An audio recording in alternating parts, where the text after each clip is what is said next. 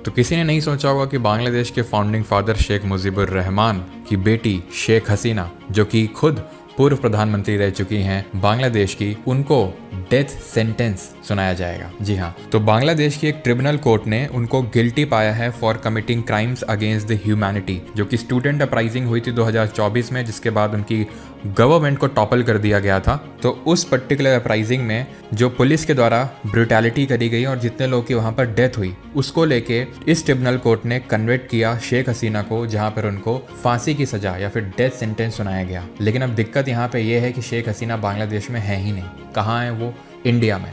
और वहाँ की इंतरिम गवर्नमेंट है जिसको लीड कर रहे हैं मोहम्मद यूनिस, जिनको हम फादर ऑफ ग्रामीण बैंक के नाम से भी जानते हैं या father of micro finance institutions के नाम से भी जानते हैं। तो उन्होंने कई बार इंडिया से शेख हसीना को वापस लौटाने की बात कही है, लेकिन इंडिया ने अभी तक तो नहीं लौटाया है। और ये डेथ सेंटेंस सुनाए जाने के बाद बांग्लादेश से और ज़्यादा प्रेशर इंक्रीज हुआ है इंडिया पे। लेकिन इंडिया के पास कुछ एस्केप रूट्स हैं, जिसके चलते इंडिया शेख हसीना को बांग्लादेश को देने से मना कर सकता है लीगल तरीके से। वो कौन से लूप होल्स हैं? तो पहली बात तो इंडिया का बांग्लादेश के साथ एक एक्सट्रेडिशन ट्रीटी है 2013 का, जो शेख हसीना के साथ ही साइन हुई थी आयरनकली। और उन्होंने भी कभी नहीं सोचा होगा कि ये एक्सट्रेडिशन एक्ट कभी उनके खिलाफ भी यूज किया जाएगा। इसको साइन करने का मेन पर्पस ये था क्योंकि नॉर्थ ईस्ट में जो कुछ मिलिटेंट्स थे, उल्फा के मिलिटेंट्स, वो बांग्लादेश में जाके छुप जाते थे। और 1971 का जो लिबरेशन वॉर हुआ था, उसके कुछ कन्विक्ट्स इंडिया में आके छुप जाते थे। तो इसलिए इसको एक्सट्रेडिशन एक्ट को साइन किया गया था। लेकिन